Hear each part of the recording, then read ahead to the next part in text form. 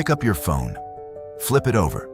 The screen, the battery, even the screws, all likely came from China. Walk into your kitchen, your microwave, fridge, maybe even your shirt. Different brands, different countries on the label. Same backbone, China. This didn't happen by accident. In the 1980s, China was rural, poor, isolated. Then it made a decision that changed global trade. Factories popped up at unreal speed. Cities built for production. Ports expanded. Highways stitched industrial zones together.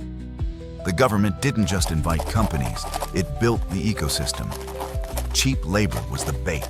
The real power? Clustering. Want to make a laptop? Not just a factory. A whole city where the screen supplier is 20 minutes away, the chip assembler across town, the packaging plant next door. Need 10,000 units by Friday? Done. Elsewhere, production is scattered. In China, it's concentrated. Prices drop, speed rises, mistakes get fixed overnight.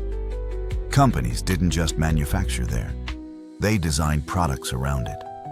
By the 2000s, China joined the WTO. Exports exploded. Factory floor became the logistics